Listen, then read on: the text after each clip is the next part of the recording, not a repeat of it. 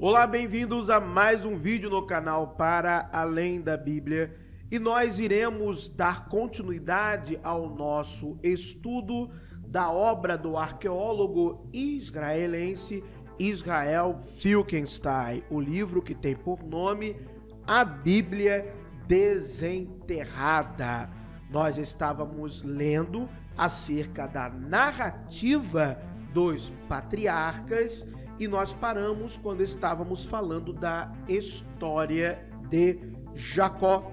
Nós, assim, então, daremos continuidade, pois estas narrativas vão nos apontar os indicativos que falam da disputa da terra, as lendas, os mitos, as narrativas bíblicas que, na verdade, estão refletindo o conflito daqueles habitantes do território palestino pela posse da terra na época da antiga Palestina, a antiga Canaã, a antiga terra de Israel. Então, vamos à leitura. Jacó logo fugiu da ira do seu irmão ofendido e viajou para o distante norte até a casa do seu tio Labão em Harã, em busca de uma esposa para si.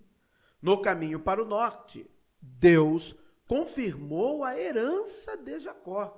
Jacó parou para descansar à noite em Betel e sonhou com uma escadaria apoiada na terra que subia até o céu.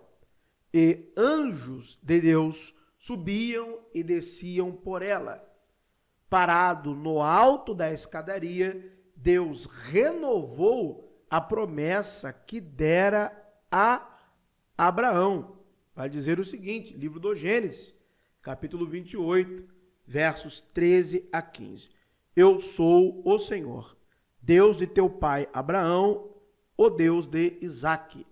A ti e à tua descendência darei a terra sobre a qual estás deitado. Tua descendência será como o pó da terra, e te espalharás para o ocidente e para o oriente, para o norte e para o sul. Em ti e em tua descendência serão abençoadas todas as famílias da terra. Estou contigo e te guardarei aonde quer que vais, e te reconduzirei a esta terra. Nunca te abandonarei até cumprir o que te prometi. Jacó prosseguiu viagem rumo norte até Harã e morou com Labão por vários anos. Casou com suas duas filhas, Lia e Raquel, e gerou 11 filhos: Ruben, Simeão, Levi, Judá, Dan, Naftali, Gade, Asser, Issacar, Zebulon e José. De suas duas esposas e duas servas destas. Deus, então, ordenou a Jacó que retornasse a Canaã com sua família. Contudo, durante a jornada, ao cruzar o rio Jaboque na Transjordânia, ele foi obrigado a lutar com um personagem misterioso. Quer tenha sido um anjo, quer tenha sido Deus, o personagem misterioso mudou o nome de Jacó para Israel. Literalmente, aquele que lutou com El, ou aquele que lutou com El. Mas devemos ressaltar que há exegetas que vão falar literalmente que seria príncipe de El, ou homem de El. Vamos continuar. Pois lutaste com Deus e com homens e venceste. Gênesis 32, 28. Jacó retornou então a Canaã, montou um acampamento perto de Siquém e erigiu um altar em Betel, no mesmo lugar onde Deus se revelou a ele quando estivera a caminho de Harã. Quando estavam se deslocando mais para o sul, Raquel morreu durante o parto perto de Belém, quando deu à luz a Benjamim, o último dos filhos de Jacó. Pouco depois morreu o pai de Jacó, Isaque, e foi sepultado na caverna de Macpela em Hebrom. Comece a prestar atenção que as narrativas patriarcais, como nós lemos quando estávamos estudando a obra do professor Mário Liverani, na verdade, elas fazem demarcações geográficas. Já parou para pensar nisso? Sim. Quando você começa a mapear o andar dos patriarcas, os locais por onde eles passam, você está vendo uma demarcação geográfica. Lugar que pisar a planta do teu pé te darei. Não foi isso que foi dito a Josué? Exatamente assim também que é a narrativa dos patriarcas. Aonde eles estão pisando, indo, é o local onde será a herança deles. Então, prestar atenção na questão geográfica é muito importante. Aos poucos, a família se converteu em um clã no caminho para se tornar uma nação. Nesse estágio, porém, os filhos de Israel ainda eram uma família de irmãos briguentos, entre os quais José, filho favorito de Jacó, era destacado pelos demais por causa de seus sonhos bizarros que prediziam que ele reinaria sobre sua família. Embora a maioria dos irmãos quisesse assassiná-lo, Rúben e Judá os dissuadiram disso. Em vez de matar José, os irmãos o venderam a um grupo de mercadores ismaelitas que desciam para o Egito com uma caravana de camelos. Os irmãos fingiram tristeza e explicaram ao patriarca Jacó que um animal selvagem tinha devorado José. Jacó pranteou o seu filho amado. Porém, o grande destino de José não seria evitado pelo ciúme dos seus irmãos.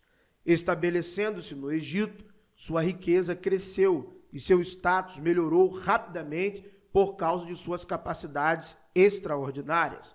Após interpretar um sonho do faraó, predizendo 7 anos bons seguidos de 7 anos ruins, ele foi indicado para o cargo de grão-vizir do faraó. Nessa posição elevada, ele reorganizou a economia do Egito, armazenando o alimento excedente dos anos bons para os futuros anos maus. De fato, quando os anos ruins, enfim, começaram, o Egito estava bem preparado. Na vizinha Canaã, Jacó e seus filhos sofreram com a fome. Jacó enviou 10 dos seus 11 filhos restantes ao Egito para conseguir alimento.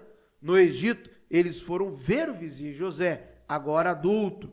Os filhos de Jacó não reconheceram seu irmão há muito perdido, e de início José não revelou sua idade a eles. Mais tarde, em uma cena comovente, José revelou a eles que era o irmão desprezado que eles haviam vendido como escravo. Por fim, os filhos de Israel estavam reunidos, e o velho patriarca Jacó veio com toda a sua família viver perto do seu importante filho na terra de Gésen. No seu leito de morte, Jacó abençoou seus filhos e seus 2 netos, Manassés e Efraim, filhos de José.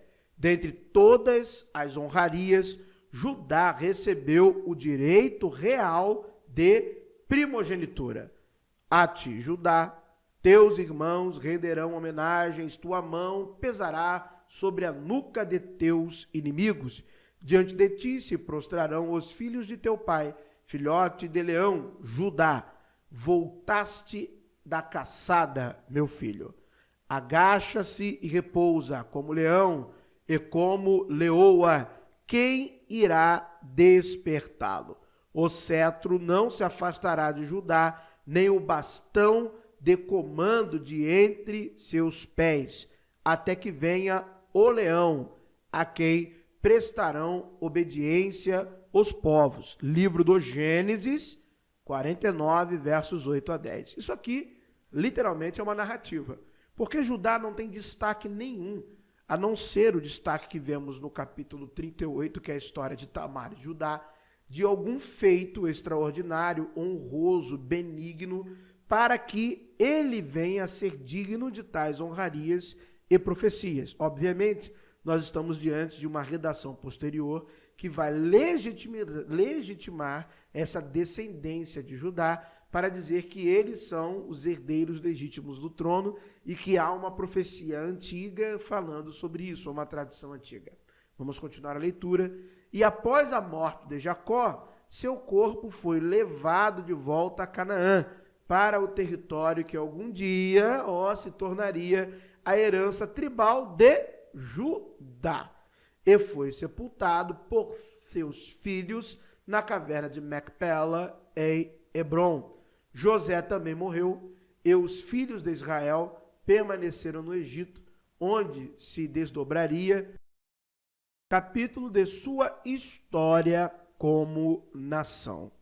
Quando você lê detalhadamente os versículos bíblicos sobre uma perspectiva da consciência de como ocorreu essa estruturação, que nós estamos falando de redações tardias, você entende as motivações das histórias patriarcais que foram construídas.